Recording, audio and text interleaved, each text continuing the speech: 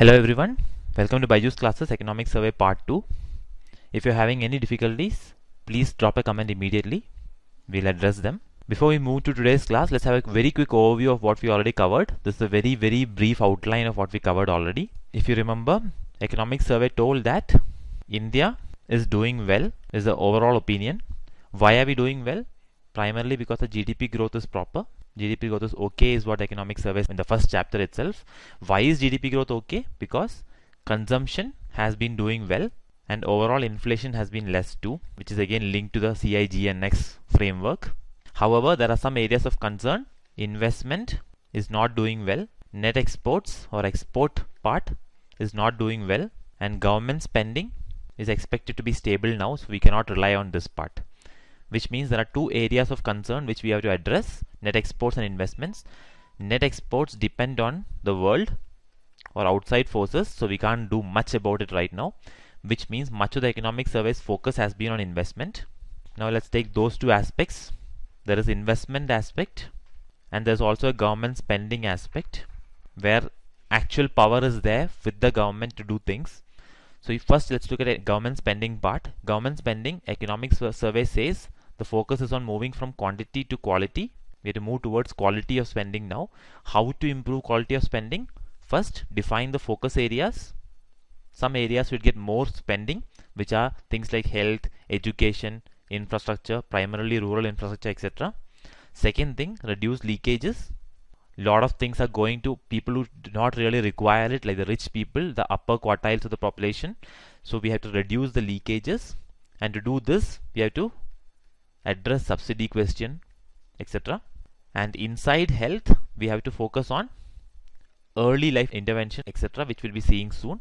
So these are some of the focus areas under government spending, primarily aimed at subsidies. And finally, one more thing, delivering quality services. Essential services which the government is providing has to be provided in a proper manner. So these are the areas under G part. So inside G we can say these are the focus areas. About investment, it's primarily about improving the economic system itself to provide better investment. One aspect is improving savings aspect, which will be covered in various areas. Another is the twin balance sheet problem which is plaguing the Indian economy. Next is the ease of doing business, etc., which the government is trying to improve. However, bulk of these things can be boiled down to a simple problem or a single problem, which is the Chakravyuh challenge, which we covered. And if you really want to tackle both in many ways, the economic survey is saying JAM is a solution in both areas here, because JAM can allow some ways to improve some of these aspects. We will be seeing each of them, and a lot of service delivery and focus areas of investment can be improved via JAM. So we had reached till JAM, we had seen DBT, etc., and now we are going to finally discuss which aspects where JAM can next be applied. We saw that it's applied in LPG and it was a successful application. Now the question is, where else can we apply JAM? It is primarily we are discussing service delivery, because LPG, etc., is a service provided by the government. So inside that, where else can we apply JAM? So let's move to that now. It's a very brief summary, we can't spend more time on it. So let's move to the discussion. So this is where we stopped last time. Now first, before discussing where next to spread JAM, economic survey asks a simple question. The simple question is, what are the reasons why LPG was successful? There are several features, some of them we covered already. Now let's look at the categorization which the economic survey has done. It's a framework for policymakers. So economic survey is proposing a framework for the government to decide where and how to spread JAM. So there are three categories to analyze: first mile, middle mile, last mile. If all three are perfect, then JAM can be applied there. So this is very important categorization. Let's proceed. First mile. Now this is similar to the earlier discussion we had, which is nothing but identifying the beneficiaries, transferring money, and finally having access. So first mile is the identification part, which we already covered earlier. So here we need to know whether they are eligible and how to identify them. So in this, it's primarily about targeting. Now whenever targeted subsidies are there, they're harder to JAM. Now here JAM is being used like a verb, don't worry about it. So effectively what it means is that it is harder to provide JAM for targeted subsidies. Now if you look at LPG was universal. All households are eligible for LPG subsidy. Only commercial establishments are not eligible. So LPG was easier because there was no targeting required. But the moment we try to apply for something targeted, such as food and kerosene, subsidized food is only available for certain categories of people. The moment that is done, you have to have better database. So LPG was much easier. So beneficiary database has to be available. So some areas beneficiary database was easily available. For example, for LPG subsidies, the database was already available. Finally, eligibility. Now there's an individual household distinction in eligibility. So is the eligibility based on household or is the eligibility based on individual? So the moment there's a distinction between that, again it becomes slightly more difficult to identify and decide whom to give how much benefit. Now again, if you look at LPG, it was household level. There was no individual level eligibility. So again, it was easier. So these are the three categories of first mile: targeting, beneficiary database, and eligibility. Now you can see that in all three categories, LPG was having advantages. Now anything else we take up has to have the same advantages, or we should have some mechanism to overcome the disadvantages. That's a first mile challenge. Now let's look at the middle mile challenge. Now middle mile, the easy way for you to remember is middle mile is equal to middlemen. Now what does it mean? It is the administrative challenge. Now there are multiple government actors. For example, there might be multiple departments, there might be state governments, central government, panchayat, etc. involved. Also there's a political economy challenge or an economical challenge, because there are multiple interest groups in the supply chain. So government or a company, there might be some middlemen, there might be some retailer, there might be some wholesaler. So multiple guys. So administrative challenges within government, we can say, and the economical challenges within supply chain. Now both of these aspects are there. So what economic survey does is it separates the two aspects out. So first, within government coordination is required. Now the more coordination is required, the harder it is to implement, because coordination is always hard. So again, in the case of LPG, it was very easy. Only Union Petrol Ministry, 3 oil marketing companies, and the network of very organized distributors are all that is required. The moment we move to some other subsidy, we might have more intermediaries, so it will become slightly more difficult. Now if you look at supply chain interest groups also, the more people are involved in the supply chain, more interests are threatened, because the moment jam comes, it becomes direct benefit transfer. So if you remember earlier, there was a system under which earlier government used to give to the shopkeeper directly instead of to the guy. Now instead, government is going to give directly to the person itself. Shopkeeper is eliminated from the jam scheme, because of which the shopkeeper might feel threatened. Now the more intermediaries are there, they will have more resistance to it, and that becomes a problem. So one example which the economic survey gives is the fair price shop system for PDS, public distribution system. So here what they tried doing is they tried having some biometric authentication machines through which all sales will happen. However, because that will mean the intermediary will get less corruption opportunities, there's a lot of resistance. So economic survey says the moment these intermediaries are having more power, it will be harder. So rents must be shared. Here rent means effectively profit for different groups has to be shared, which means the distributors also need incentive. So in LPG's case, it was not really required, but anything else we move into, this also has to be managed. So that's a middle mile challenge within government and supply chain interest groups. Now finally, the last mile challenge, which is primarily about risking exclusion. Some people might not have access at all. So we don't want to exclude genuine beneficiaries. Now this depends on two factors. One is beneficiary financial inclusion. Do they have bank accounts? Can they access them? Having bank accounts and accessing bank accounts easily. These are two requirements. Now the first part, through Jan Dhan, as we have seen, it's growing. Plus there are the banking correspondents and the mobile money providers trying to solve it. It is still an issue. Now a subsidy share of rural consumers become a big proxy for this. Now in the case of LPG, the share of rural consumers was less, whereas urban consumers was more. Whereas any other kind of subsidy we move to, rural consumers might be more. So exclusion challenge can increase when we move away from LPG to other areas. So these are all criteria to be considered before deciding to whether to give jam in other areas or not. Beneficiary vulnerability means how poor are they. Some reason you're supposed to give a service to somebody and you were not able to provide. How at risk is that guy? So there is this person A, government is supposed to provide a service to him. If the government not able to provide and the person is under severe distress because of that, that means high vulnerability is there. Now again, the moment rural population comes in, the vulnerability increases a lot. Now if you look at it, only 3% of subsidized LPG consumption was going to the poorest 3 deciles or the bottom 3%, whereas 49% of kerosene would be going to them. So the moment we move to jam for kerosene, these guys will be much more exposed. So that is another concern. So all these has to be considered before deciding where next to spread jam. So finally, what is the recommendation like? There are two considerations economic survey says. One is size of leakage. Spread jam only in those areas where there's a lot of exclusion etc. happening, because if there's a lot of existing leakage happening, then it's worth spreading jam because we'll be able to get a lot of returns out of it. Government will save money by providing jam in those areas. Second is, how much control does the government have? If you look at LPG, government has a lot of control because it is through authorized distributors, through authorized marketing companies, and through the government department itself. So it is a very easy process. Whereas in the case of fair price shop etc., government had much less control. So it is better to spread jam in areas where there is significant leakage, which means money is going out to unnecessary people, and areas where government has actual good control. So overall, based on all these considerations, economic survey says areas where government has significant control and where leakages are high are areas where we should be spreading jam. So this is a very important language. Please keep this in mind. So anywhere else a question comes whether jam should be spread or not etc., we should use this analysis. Now based on all this, a simple recommendation is done. Fertilizer subsidy and within government fund transfer. If you remember, this is categorized earlier as bread and butter functions of government. In these two areas we should spread jam.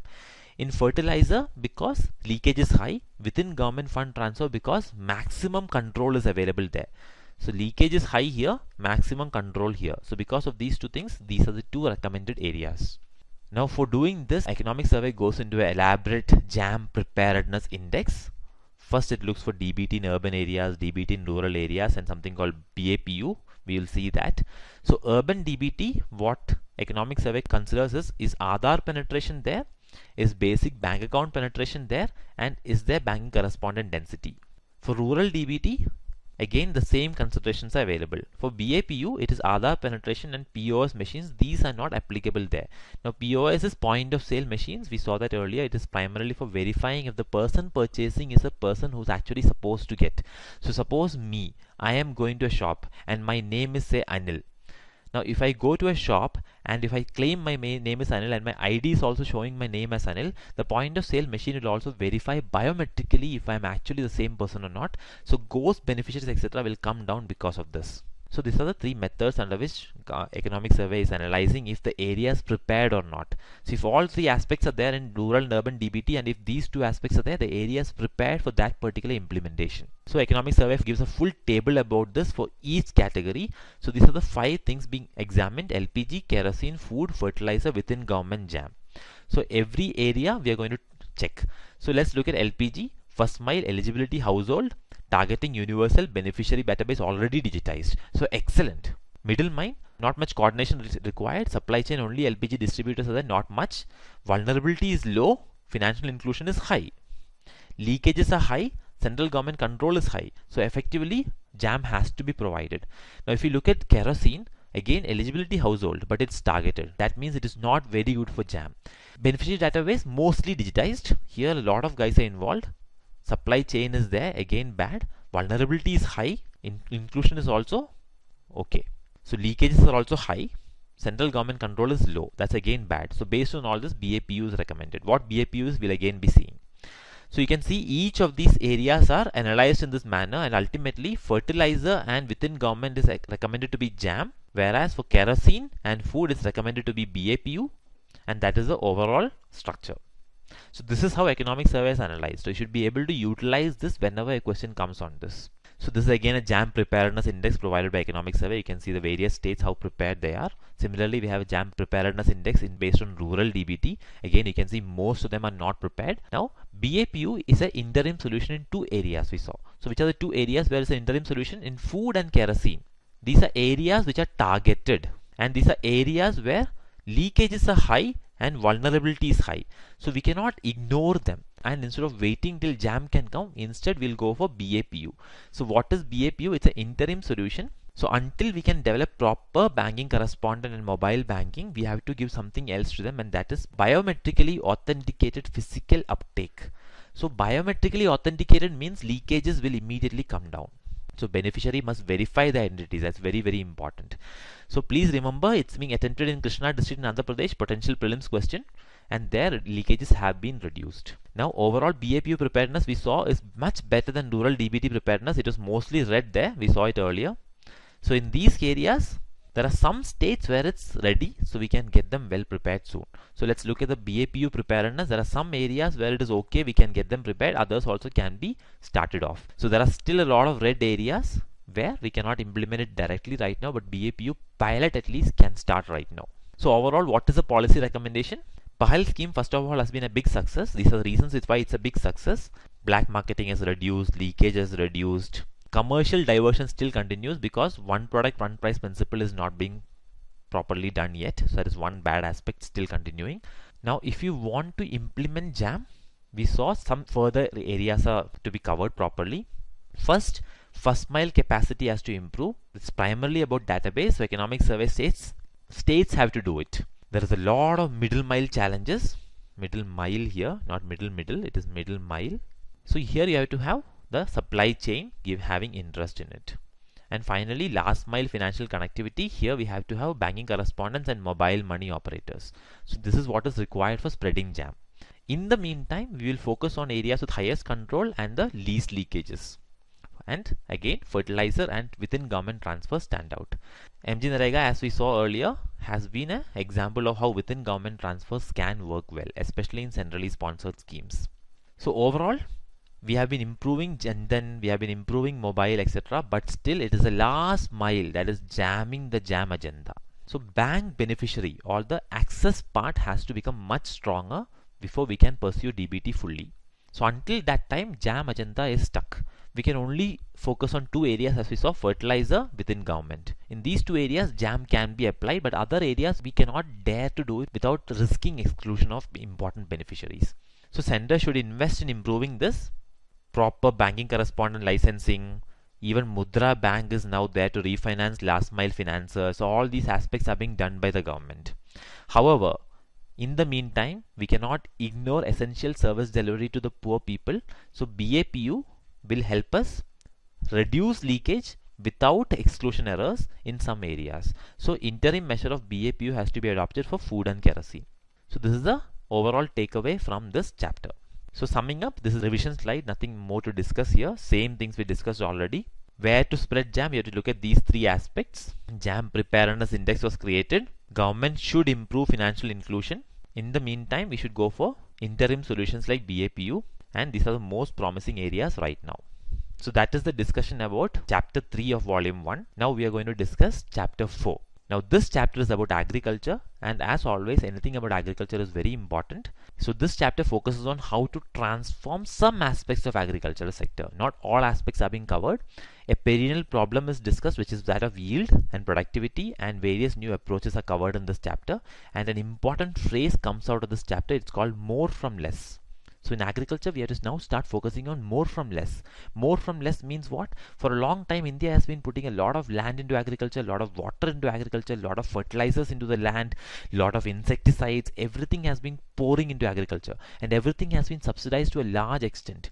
So all this is actually wastage also happening. However, now things are becoming more and more scarce, especially land and water. So we have to now start getting more from less, and that essentially means improving productivity. Because if productivity or yield is high, we can get more from less. So that is the focus area of this chapter. Let's take a small 2-minute break and then we'll start the chapter. Welcome back, guys. Let's start. We are going to discuss chapter 4 now, which is about agriculture and how to get more from less in agriculture. So the chapter coverage goes like this. First of all, economic survey says, now here in the chapter coverage, we'll broadly look at the whole chapter and then we'll go back and look at individual aspects. So some of the suspense will be lost in the chapter coverage itself, but don't worry, we'll cover everything in detail again. So first of all, economic survey says agriculture in India is a victim of its own success. Now that's an interesting phrase. What is the meaning of that? Indian agriculture was successful. We had a big problem earlier, which was that we were not self-sufficient in food grains. To solve that, we started Green Revolution, we started MSP scheme, we started Food Corporation of India, we started subsidies, we started all these various aspects. And because of all those things, India became self-sufficient. So that was a huge success. But it turned out to be like Abhimanyu entering the Chakravyuh again. We entered, but now we can't exit. So we are now stuck in all those areas. Because we started MSP originally in cereal, because cereal was required there, we became cereal centric. Then we became regionally biased because irrigation was started in some areas where green revolution started initially. Other areas the irrigation could not spread. We became input intensive because water and fertilizer was subsidized, land was effectively exempted from most taxation, etc. So again it became highly input intensive. So that is the meaning of being a victim of its own success. Now, so basically Indian agriculture has started a lot of things. All of them were good, but in the change scenario some of them are not good anymore. So we have to now think of exiting. So it's again a Chakravyuh challenge, how to exit from these areas. So now problems have kept on changing problems here. It's not changing problem, changing problems. So first we had food security, but now we have other challenges. Food security is not such a big issue for India anymore. Now we have climate change, we have scarcity of land and water, and we have changing demand patterns. Originally people were wanting cereals. Now people want more pulses because their way of eating have changed.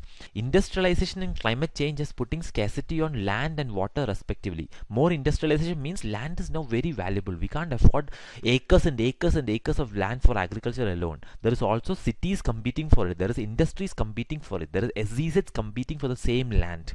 There is roads competing for the same land. So there's competition for land. And climate change is making water now more scarce. Also the people's dietary patterns are changing, so now they want more protein, and which is not being provided under the current scheme. So we have to adapt according to the new problems only, and that is an issue of exit. So we need to adapt. So we need new solutions, and what could they be is what the chapter is all about. One last extra problem is highlighted in the last part of the chapter, that is called there is no national agricultural market. Our market is highly segmented.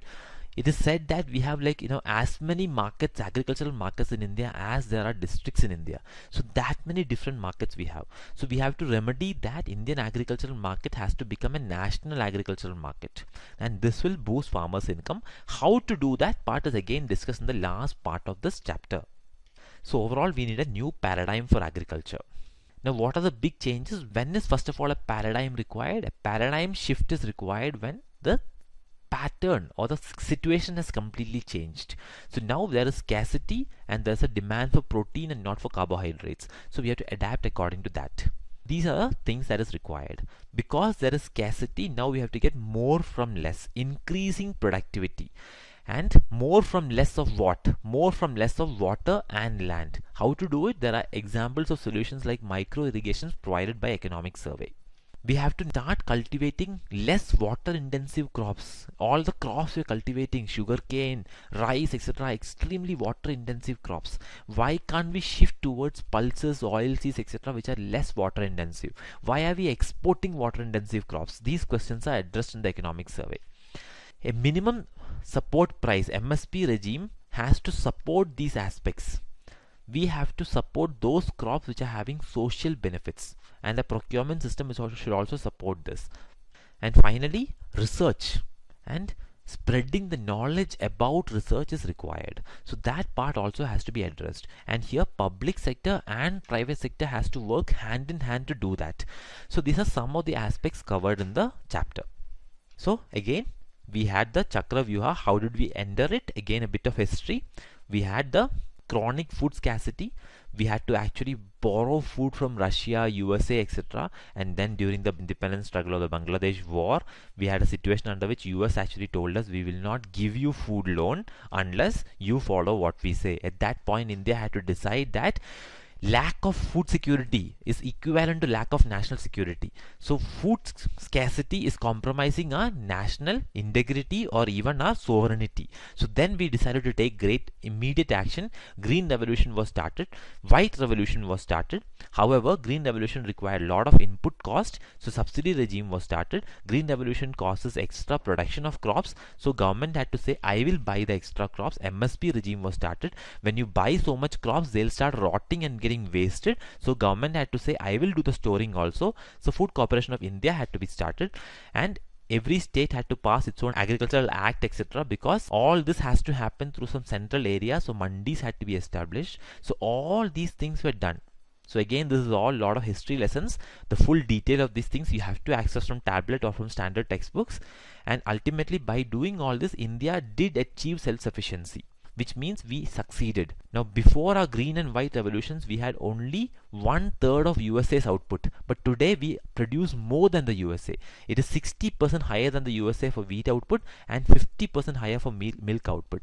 So from being 1/3 of US output, now we are 1.5 times US output. Well, that's the kind of production we have achieved. However, as we discussed earlier, we have become a victim of our own success. So like all Chakravyuhas, we enter and then we can't exit. So we are a victim of our own success. The success was entering, but now we are stuck. So we have become serial centric, as we saw earlier, regionally biased. Some areas have got extra input, etc. Now we are consuming a lot of land, water and fertilizer, and all of these are causing problems. Now we have to encourage other crops. So cereal centric means only cereals are being cultivated primarily.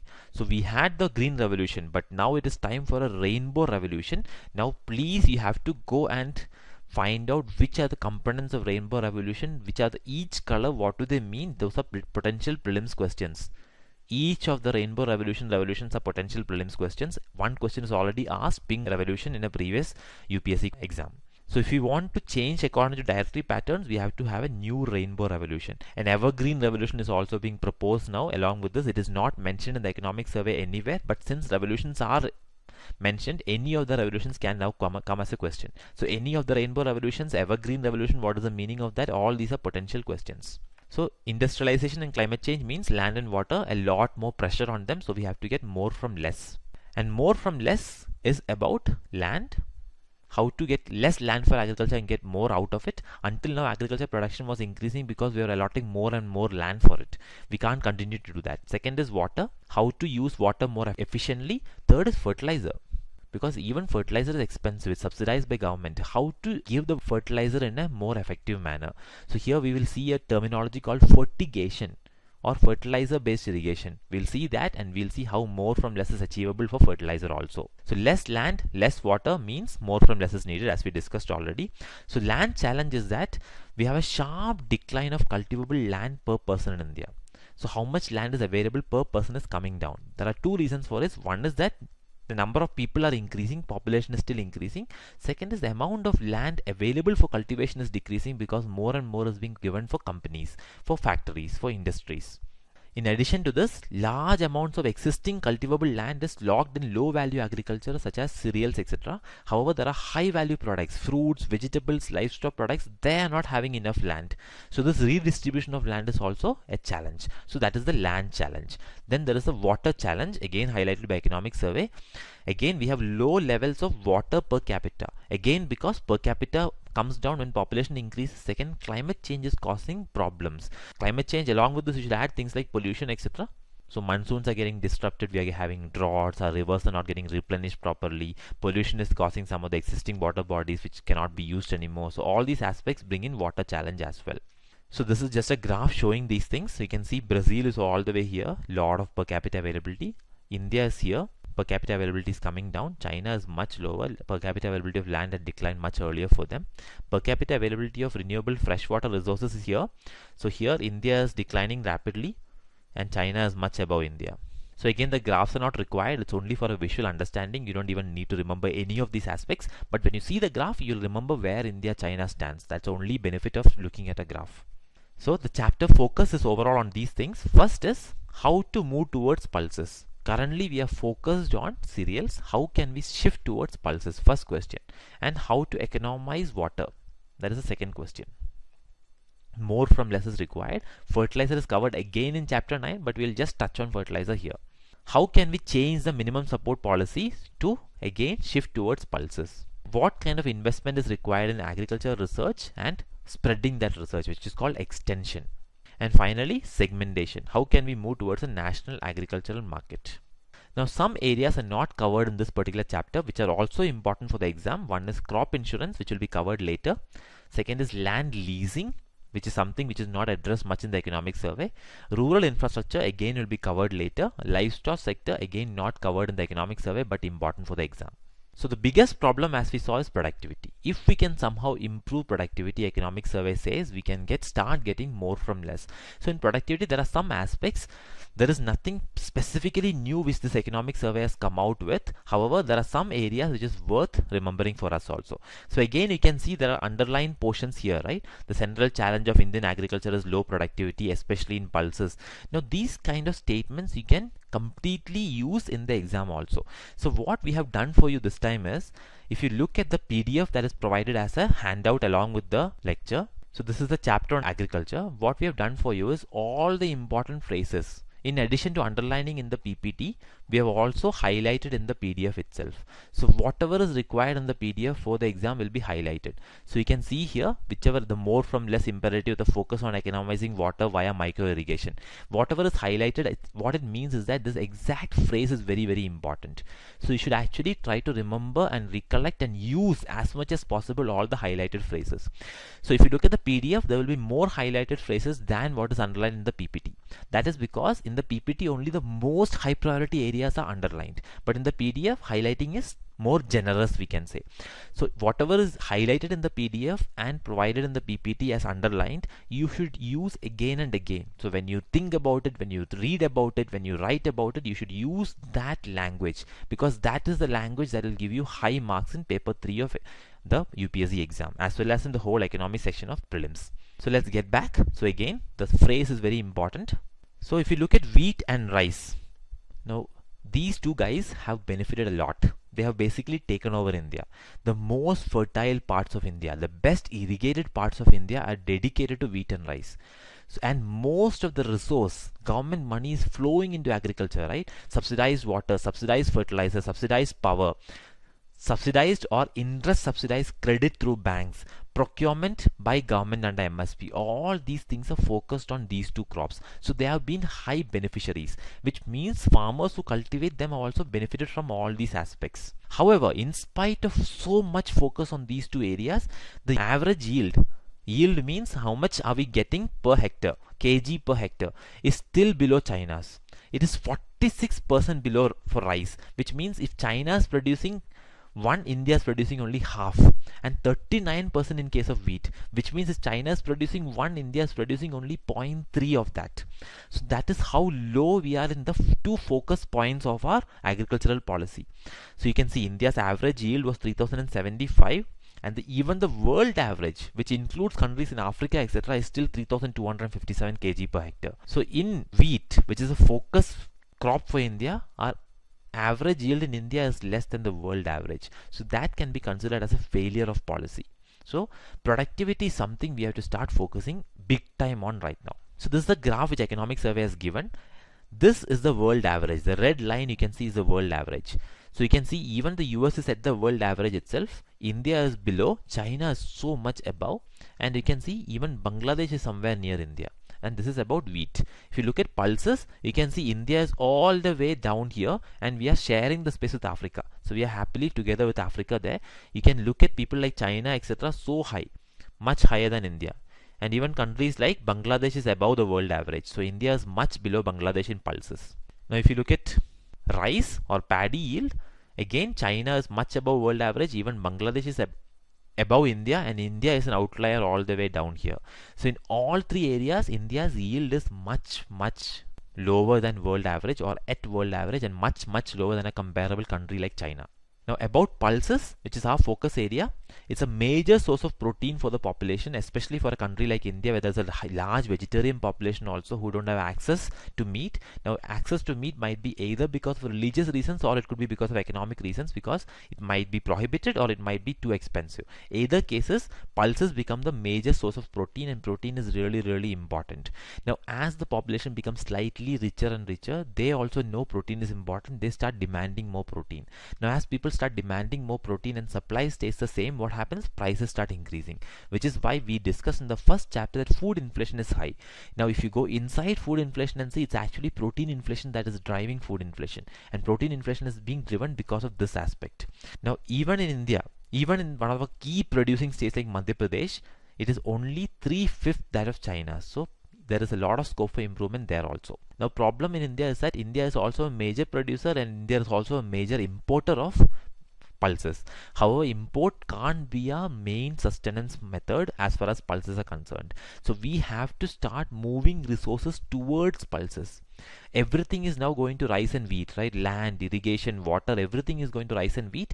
Can we divert them towards pulses? That is a challenge economic survey is addressing in this chapter. Now, another thing economic survey mentions is that even just by converging, which means different parts of India have different productivity. If everybody can just reach Bihar's level, even then we can have a good productivity improvement. And this can be done by providing irrigation and other resources more uniformly, and which will also take care of the regional disparity problem in India. Now, where are the crops grown?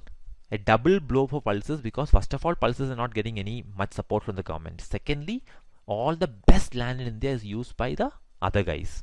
So you can see most of pulses come from unirrigated land, whereas most of wheat, rice, sugarcane come from irrigated land. Even in a water scarce Maharashtra, so you must be remembering the IPL controversy, etc., that is going on about water scarcity in Maharashtra. Even then, sugarcane is grown on irrigated land in Maharashtra. Sugarcane is a water hogger, it takes up so much water, but we are still providing all the water for irrigation in sugarcane. Now, if you want to meet demand for pulses, we'll have to increase the amount of pulses being produced in irrigated land. So again, I've underlined and highlighted this because it's a very, very important language and phrase. Now, this cannot happen as long as we focus largely on cereals and sugarcane. So basically, a shift in focus or a paradigm shift is what is required. Now, this is a graph. It's slightly complicated, so I'll just try to explain what it means. You can see the blue is percentage of unirrigated land and how much production happens there. The red is percentage of national output. So you can see, if you look at percentage of wheat grown on unirrigated land, these are the big guys like Uttar Pradesh, Punjab, Madhya Pradesh, etc. So big chunk of national output is coming from them. However, are they growing on unirrigated land? If it is unirrigated, it will be blue in color. Do you see any blue here? No blue is seen here. That means bulk of this production in Uttar Pradesh is happening on irrigated land. That is the meaning of this graph. Now, if you look at somebody like Manipur, how much of national output are they contributing? Hardly anything. You can't see a red line there. Whatever percentage of wheat is grown there is completely 100% on unirrigated land.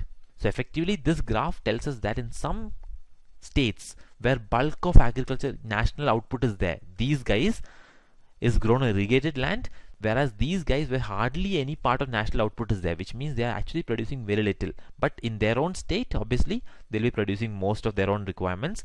There it is primarily unirrigated land. So in the backward states, unirrigated land. In the forward states, irrigated land is being used. And bulk of wheat is coming from irrigated land. That's a takeaway. Now let's look at paddy and see if you can understand the same thing. Again, you can see Uttar Pradesh, Punjab, Haryana, etc. The irrigated land is contributing the bulk of national production, whereas the unirrigated land is not contributing much, and the poorer states are having more unirrigated land cultivation. Now let's move to pulses, and you'll see the whole picture shifts suddenly. Here you can see almost the whole country is anyway unirrigated land only. So here Punjab, you can say hardly any unirrigated land is first of all there in Punjab, and no national output is coming from there. Bulk of national output is coming from Uttar Pradesh, etc. And all of it is primarily unirrigated land. So overall, this states that unirrigated land is providing almost all of national output in pulses. So pulses are grown in unirrigated land. That is a takeaway. So again, you don't have to by heart the graph. It's a slightly complicated graph, which is why I explained it to you. Now sugarcane, you can see again, mostly irrigated land produces everything. Unirrigated land, hardly anything is produced, except in those own states itself. Now let's come to water. Water is a very critical input. So in water, it's a very scarce natural resource in India. Now why do I say that? Because India actually uses 2 to 4 times more water to produce every unit of major food crop compared to China or Brazil. So compared to China, it might be 4 times. Compared to Brazil, it might be 2 times, etc. But you can use the language double to 4 times that of China or Brazil, because different food crops will have different ratios. So that is the reason why water is becoming more scarce. We are utilizing more and we are not conserving enough. Now overall, there are 2 streams on which government has been investing. So in a state like Punjab, government has been investing primarily in public irrigation. So a lot of irrigation canals are there.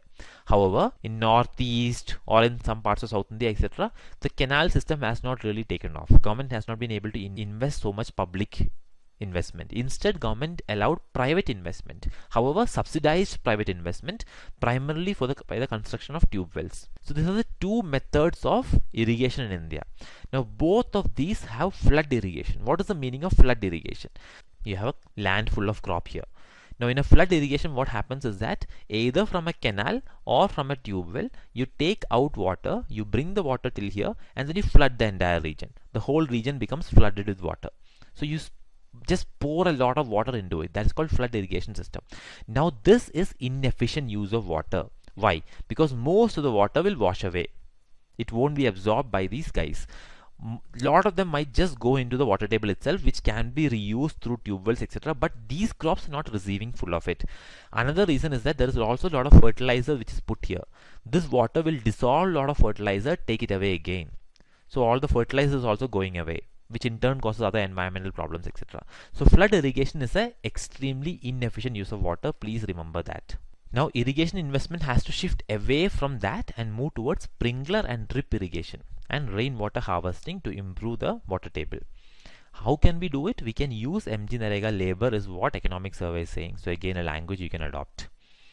Now to do this, we have to allow infrastructure lending status so that more credit can flow towards them. Infrastructure lending is a particular status awarded by RBI and the government, under which certain amount of credit can flow to them because they are considered as infra lending, and also long-term credit can go to them. Currently, canal irrigation has the status. Probably tube wells also should be given the same status. So currently economic survey says there are a lot of schemes. We have an AIBP, we have an IWMP, OFWM, etc. All of them have been merged together into a single thing called Prime Minister's Krishi Sinchai Yojana. That means now we can have a very focused, converged form of investment in irrigation. Now why am I showing this to you? Because each of these can be asked as a prelims question, because they are mentioned in the economic survey. So please remember what it is, and which are the three guys which is coming under PMKSY. Now some of these are also covered in the India Yearbook discussion, where you can get more details. Now if you look at subsidies, why is water being so inefficiently used?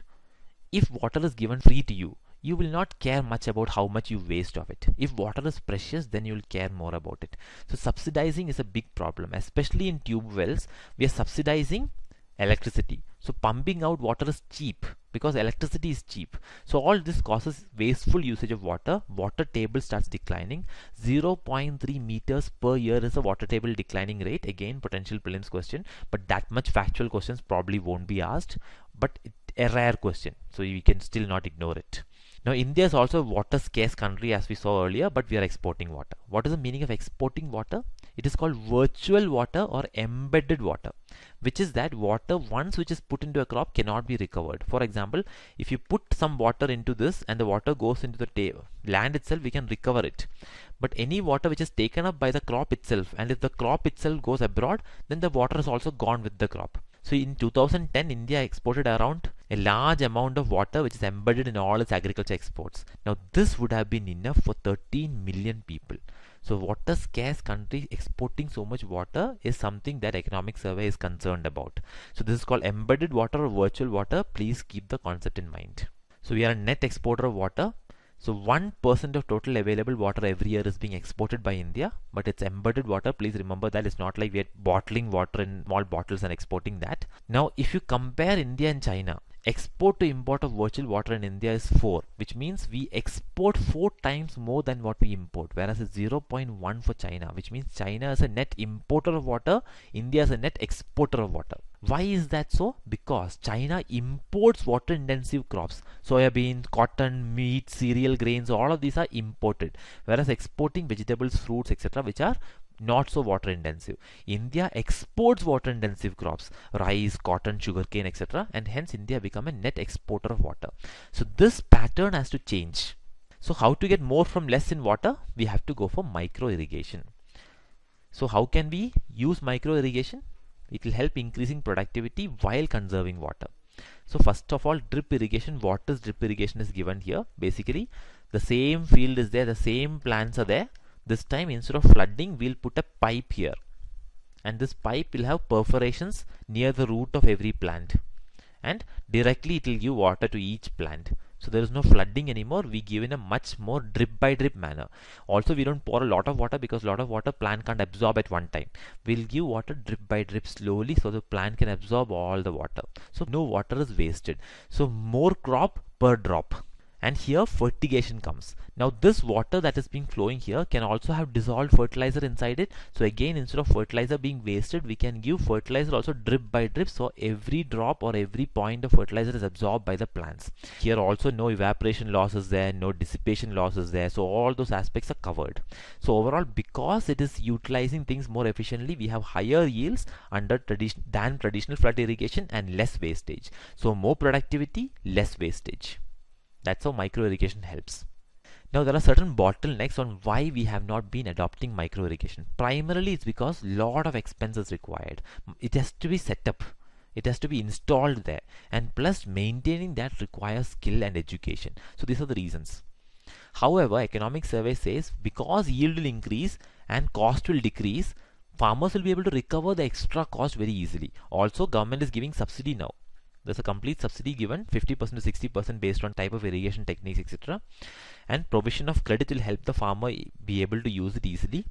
Now, until recently, only high value crops, so rich farmers used to use micro irrigation. Now we are want to shift it to wheat and rice also, which will require government help, subsidy, etc.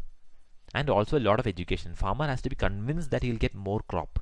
He'll actually benefit from it, otherwise he will not take the risk. So we have to convince the farmer to take the risk of installing this expensive machinery and teach him how to use it. Then he will use it and he'll benefit from it, and we will also benefit from it. We have to align policies also towards this, because even if the farmer starts using it, the government also support it. Now aligning policies again is shifting towards pulses primarily. We have to move away from cereals towards pulses. Let's take a very small break here before we discuss the policy aspect of it. As I said, now we move on to policy discussion. So if anyone is having any doubts or problems, please message and let us know immediately. Now, when a farmer plants a crop, he doesn't know whether monsoon is going to come. He doesn't know how the crop is going to react. He doesn't know whether, if he is using a new seed, he doesn't know how much output will come out of that seed. So there's a lot of uncertainties, and he also doesn't know how the rest of the market is going to be like. So he cannot predict what the prices will be.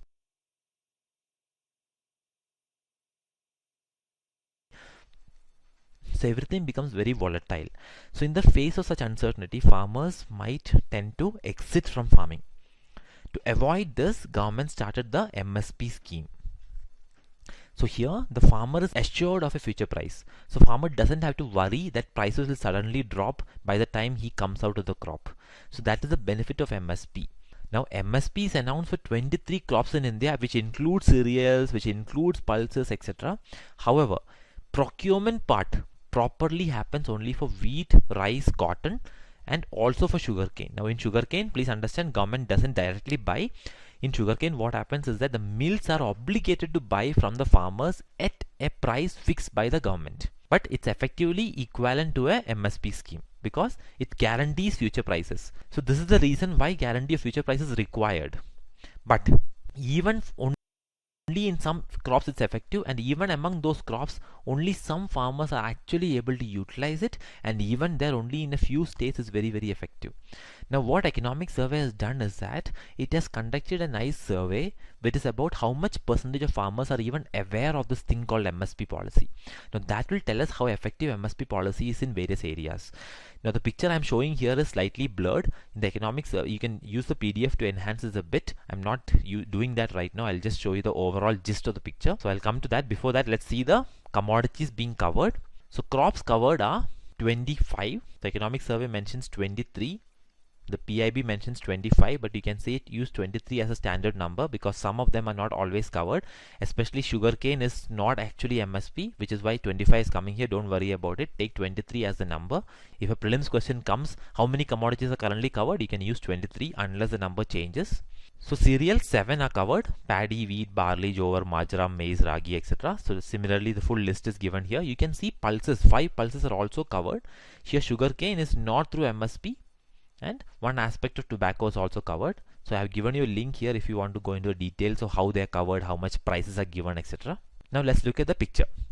So percentage of farmers aware about MSP. Let's look at rice. You can see where is most farmers aware. This is Punjab. In Punjab, 80% plus of farmers are aware that there is a thing called MSP in rice, which actually means even in Punjab, 20% of the farmers don't know that paddy has an MSP scheme. So then where are they selling? It's a mystery. Why are they not aware? In Delhi, close to 60%. Now if you look at a place like Meghalaya, hardly anybody even knows that MSP is available for paddy. They don't know. Now let's look at wheat. So here, if you look at Andhra Pradesh, almost 100% of people are aware. In Punjab, again more than 80%. But even here, if you look at Himachal Pradesh, for example, hardly a few people are aware that wheat may MSP is there. Now you can look at the shape of these things also. Now the moment you shift to sugarcane, the shape again changes. Haryana, a lot of people are aware, but again there are enough people. This white space is effectively people who are not aware. Now come to pulses. You can see even in Haryana, where maximum awareness is there, only 50% people are aware. Bulk of the country, people are not even aware. Were you aware there is MSP for pulses? You as a student? Most likely not. So that is the situation of the pulses situation in India. People are not aware that MSP is available for pulses, and that is actually because procurement is not effective. Only if procurement is effective, they'll be aware. So it is a question of dissemination as well as proper organization. So overall, we can say policy of MSP is biased. So in principle, if it is covers most farmers and most crops, but in reality, most farmers and most crops are excluded from MSP. So there's a high exclusion happening here, which we have to correct. So high procurement and biased MSP means lot of stocks for paddy and wheat, which is above what is required, whereas we have less supply of pulses and edible oils. So we have inflation happening there. We import these commodities also. In spite of that, inflation happens there. So this is the situation because of the MSP policy. So we have to rationalize MSP. So what the economic survey says is that MSP should be matched by procurement effort. It is not enough to announce MSP, also do proper procurement effort. So if you are going to announce MSP for a particular pulse, make sure procurement also happens properly. And make sure that both these things reflect country's natural resource scarcities. Don't announce MSP and encourage people to create more and more water intensive crops like sugarcane. Encourage them by having proper procurement and MSP for something like pulses, which is much less water intensive and required in the country. Now another way we can do it is, economic survey says, change the price signals. Right now only private returns are being considered, include social also. Social returns to pulse production is higher than private returns, which is the reason is because pulses have societal benefit. So when somebody produces rice, it only benefits him because he gets some money out of it. But when somebody produces pulses, it uses less water and less fertilizer, but it also fixes atmospheric nitrogen. The nitrogen content in the soil increases, fertility of soil increases. It keeps the soil porous and allows the root system to go deeper down. The overall fertility of land increases because of pulse production. So there is a social externality. So what is the meaning of externality? Two people, A and B, are engaged in some action. A is producing something, B is purchasing it. But C, who's not even interested, not even involved in all these things, gets some free benefit. That is a positive externality. So in the case of rice, there is actually negative externality because water scarcity, pollution, etc. impact C. In the case of paddy, there is positive externality. So we should focus there. So crop wise return, market price return is this much. If you include social contribution, economic survey postulates return is much higher. So there's a difference, and that difference has to be subsidized by the government. Again, this is Pigouvian subsidy, which the tablet students will be very familiar with. I'm not discussing what is Pigouvian subsidy, etc. here. But if social benefit is more than private benefit, we have to give Pigouvian subsidy because there's an underproduction problem there. Now, education and extension is another big area. So India's agriculture will require a lot of upgradation of research and extension. Now, why is this not happening properly? Agri education is not happening. There is not much employment potential there. The students are not taking it up. The universities face a lot of resource crunch. They're not getting investment. Lab to land connect, you can underline this and use that language, is not there, which means laboratory is researching something which is not even relevant for India. So lab to land connect is not there. Because of all these areas, problems, India's agriculture research is lagging massively. So we need to augment it. One way to do it is improve the investment in this. So obviously, because there's a lot of externality, it's beneficial for the whole country. The government has to play a big role in it. And if you look at India and China, India's agricultural research is much lower than China. It is in fact lower than Bangladesh. It's lower than Indonesia. So to improve all these things, one thing is incentivize public sector. So scientists has to be promised rewards, recognition, etc. So they'll work harder. And private sector, we can give better intellectual property rights so they can also make more money. So these two aspects might incentivize more investment there. Also, we should use the technology available. Mobiles, GM crops can be utilized even though there are some concerns about it. GPS can be utilized. So all these new technology can be leveraged also.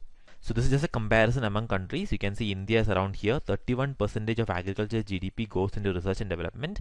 Indonesia, Bangladesh, China, everyone is much above us. So even our neighbor, Malaysia. Now the last aspect of the chapter, which is market segmentation. Now what is the meaning of market segmentation? It is not a single market. So different parts, different prices. So if we have a country like this and different parts is having different prices and different procedures, different taxes, etc., we can say it's not a single market. Now why is market segmentation happening in India? One is there is a lot of remoteness. India is a large country and connectivity is very varying in different areas. Intermediaries like mandis and the local markets, etc., have a lot of extra power, so they also try to preserve their power. Private sector competition changes from one part of India to another part of India, which again causes the markets to change. Some parts of India is more exposed to shocks. What is the meaning of shocks? Earthquakes, monsoon, etc. Whereas other parts of India is having more predictability because they have canal irrigation, etc. Local storage capacity is actually very limited in India. So some markets cannot store, some other markets can store. So some other markets develop more, some markets don't. Mandi infra is also a big problem. So again, it comes back to storage capacity. Farmers don't have access to mandis properly, which is again another problem. And because storage is not proper and most of the crops being produced are having low storage life, again causes market segmentation. And some crops have specific processing costs. Something like sugarcane requires more processing, something like wheat requires less processing, etc. So all these are causes of market segmentation. Now this can come as a prelims question. Which among the following are causes of market segmentation in India? So that's why I've listed it out here. Now what is the meaning of a price wedge? Market segmentation means there are different prices prevailing in different places. So suppose something is produced in Punjab. There the prices might be very low. By the time it's sold in, for example, Tamil Nadu or even in Meghalaya, the prices might have become very high.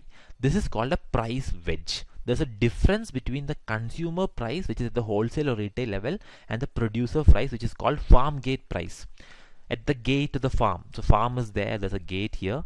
There the farmer is selling to somebody else. What is that price? Is called farm gate price. Please remember the terminology.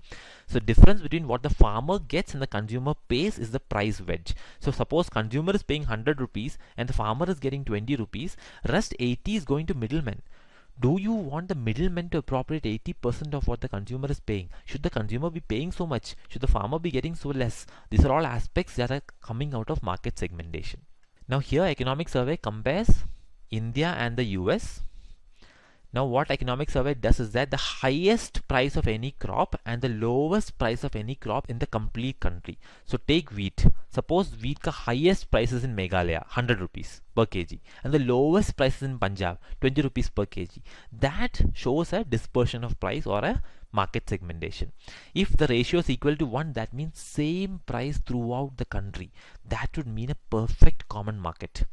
In India, price dispersion is about 100%, which means that prices can become double. So it can vary from 1 to 2 in different parts of the country, which is much greater than the US. So let's look at a pictorial representation which will help you remember this. So you can see different crops have different ratios. So you can see in the case of potato, for example, it's almost 5, which means in some places if it is 10 rupees, in another place it could be 50 rupees, that much dispersion is there.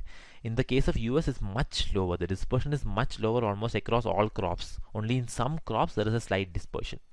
And this is even in 1960. The situation has not changed much till 2012. So US is a much more common market, has an agricultural common market, in spite of having a much more federal system than India. Whereas India hardly has a agricultural common market, because every crop, if you see, every crop there's a dispersion, much more than one. If it was this one, then it would mean an agricultural common market. Now this is just between farmers and wholesale markets. So here retail is not being considered. So here also you can see there's a big dispersion across states. So here if you see Gujarat, for example, the farmer might be getting 1 rupee, whereas the wholesale retailer is selling it at almost 4 rupees. So there's a big dispersion. So again, you can see across states, economic survey has done this calculation. You don't have to by heart any of this. The summary is given in the next slide itself. Now, more integration is required because, as we can see, the farmers are getting less, consumers are paying more. If we can give some of this money to the farmers will have increased income. Now, this is the reason why we say greater market integration will allow the farmers to get more of the benefit of what the consumer is paying. Now, GST bill is a step in the right direction because it integrates the overall taxation system of the country. One reason why different prices prevail is because there are different sales taxes in the different parts of the country. That can be combined by GST. However, a lot more is required. Better physical infrastructure, better dissemination of prices, and removing local monopolies. All these aspects are required. So overall, economic survey has a very strict language towards the end of the chapter. After 70 years of independence, India is still not a single nation in agriculture. We are still a dispersed nation. So this is a powerful language. This can even come as an essay question. So please be aware of this aspect. Now, to be a one nation, we have to be a one market in agriculture. Otherwise, our farmers are having too much disparity and struggles. With that, we complete chapter 4. Now we move on to chapter 5. Chapter 5 is actually the easiest chapter in economic survey. It is a very focused, very simple chapter. It is a question of where should government spend money. G, we discussed earlier, has to be spent in a very, very selected manner. One aspect of G was that it should be targeted better. Leakages should reduce. Subsidies, etc. are problem areas where leakages should reduce. Second is, if we do spend, quality of spending has to improve. Quality of spending means we have to start focusing on more important areas like health, education, etc. So one important area highlighted is mother and child, and there also economic survey recommends using some jam. So remember, mother and child also require some jam. So again, we'll take a very short break of 2 to 3 minutes and then we'll continue. Hope everyone is back. Break is over. So there's a concept called a thought experiment. So here we are trying to decide where should government invest.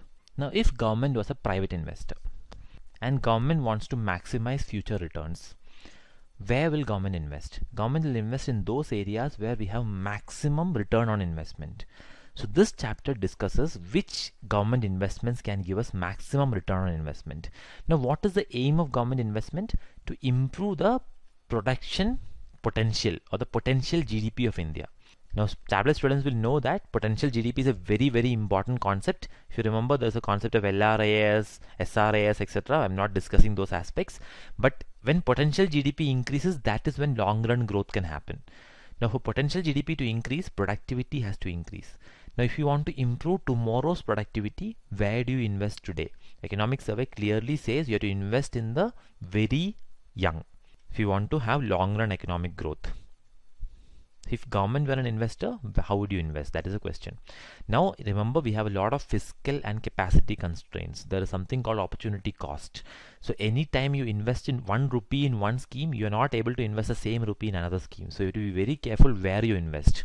So low cost maternal and early life health and nutrition programs, economic survey says, offer very high returns on investment. This one slide is enough for the entire chapter actually, but we'll go into a bit more detail. Relatively low cost because easy to administer and also not much is required. It's only for a very short window. There's a very early stage development time when it's required. Maternal, while pregnancy and early life, in the first few days, health and nutrition program are required. The reason is because most of the later physical and cognitive development occurs in the womb. So in utero and early life health significantly affect later outcomes. So if you have good in utero and early life health, you tend to be more healthy later. And if you're healthy, you tend to be more wealthy because even cognitive development is affected by this. Now, if you have good health and have good mental capabilities, you should easily be able to grow in the country because country is supposed to provide equal opportunity to everybody. So assuming equal opportunity, if we can assure that everyone has equal health and capacity for growing, then we can have much better later outcomes in adulthood. So that becomes a good reason.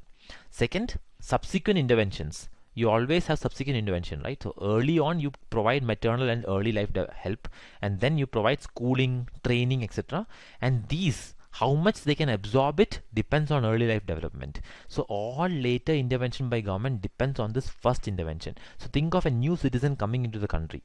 So the mother and the child, if it's taken care of, later on, however you want to help the citizen, everything becomes more effective because citizen is now more healthy and cognitively better developed.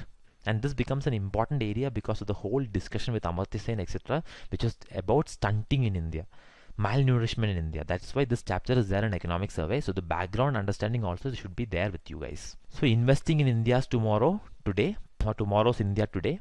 So normally in maternal and child health indicators, India underperforms. Pre-pregnancy weight gain during pregnancy, all these aspects are low. Even early life, death, everything is low. So we have a concept called demographic dividend. What is the meaning of demographic dividend? When majority of the people in the country are in the working age population, productivity in the country is high. The dependence, which is the old age people and the young age people, are less. So this kind of a pattern for the demographics is called a demographic window. Bulk of the population is in the working age population. Now what will happen after some time, as life expectancy increases, death rate decreases, and birth rate also decreases, this slowly starts shifting upwards. So eventually we'll have a system like this, where the older people are the bulk of the population. This is what happened to Japan. So then the demographic window is over. So demographic dividend is making use of the heightened working age population. However, just working age population is not enough. We need to have a healthy and educated population also, which is why health and education are primary areas of government investment. So we need to invest in maternal nutrition, sanitation, and also changing some social norms. We'll discuss this a bit later. Only then can India exploit the demographic window. So human capital is key for potential growth. So we have to invest in these areas as we discussed. Now government is doing some aspects of it through skills training. Even Skill India, etc. comes into the same productivity discussion. But these are all later life interventions. Please remember that.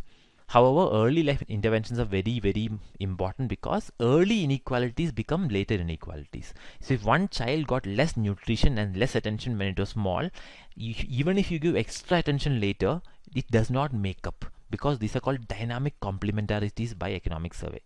So the complementary nature of things become dynamic in nature. Complementary means education also helps health. Health also helps education. Early health affects early education. Early education affects later education. Later education affects whether you get a job or not. These are called dynamic complementarities. So all early inequalities are multiplied. Now consider the case of a Dalit child. The Dalit child probably gets much less nutrition initially because the mother was malnourished probably. Then it gets much less attention initially because the mother has to immediately start working after the pregnancy, cannot really rest, etc. And then much less education because education opportunities are less, much less quality education also. Now later on at higher education level, etc., if government starts giving reservations for government job, etc., does that really make up for all the early inequalities? No, it does not. So government also has to make sure the playing ground is level for everyone, even at the early stage, and not just provide reservation at the later stage. So mother's health and nutritional status are very important. Early on any disease comes, those also becomes very important. So dynamic complementaries means human capital accumulation and cognitive development, everything depends first on healthy mother, then on the healthy baby, then on learning better, staying longer in school, then on getting a job, etc. And overall skill begets skill is a language utilized. So mother has to be healthy, baby has to be healthy, education has to be proper, child should be able to understand, stay longer in school because it's capable of doing. Any child which is not performing well in school, what happens in rural India? They say this child is anyway an idiot, let's take him out of school, let him work in the field. So these things happen because the same baby was actually neglected early on also.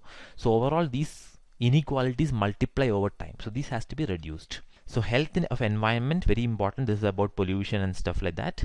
Mother's health very important. Together becomes early life condition. So health of environment includes disease, pollution, etc. Here things like sanitation, Swachh Bharat scheme, all those things come in here. So Swachh Bharat comes in here. Whereas mother's health, specific intervention is required, becomes early life condition. Once early life is there, then schooling has to be provided properly. Again, government or private sector will provide this. The richer people get better schooling, so human capital starts getting developed, and as human capital overall in the country improves, economic growth improves, or our potential GDP improves. So overall economic survey says that highest returns are for targeting young children and in utero. In utero means while in the uterus or while mother is still carrying. Those are the areas we have to focus on. Second reason is that it is also cheaper for the government, easier to target, less delivery capacity is required from the state. So overall, early life investment provide a great opportunity for G. So that is the biggest takeaway from the chapter. Now economic survey says demographic dividend should be a big point of discussion because we are currently in the middle of a demographic dividend. And if you look at the East Asian miracle is basically East Asian economies. They suddenly started growing very fast. Now economic survey says 1/3 of the East Asian miracle or the growth in East Asian economies like Singapore, Thailand, etc. was because of their demographic dividend was during that time. So is demography destiny then? Is growth always dependent on demography only? Now India's own working age population will rise till around 2040. That means we have 25 years of demographic dividend to exploit, or a demographic window of 25 years. Please remember this and use it. So demography, in other words, is an opportunity. If we can utilize it properly, it will work. If not, it need not be destiny also. In last year's economic survey, they are told demographic window or demographic dividend can also become a demographic time bomb. So that is also something we have to take care. If these people are not healthy, if they're not educated, what will happen? Later they will not have employment. And if unemployment is very high, they lose trust in the democracy itself. And democracy itself might suffer. So then demographic window might become a demographic time bomb.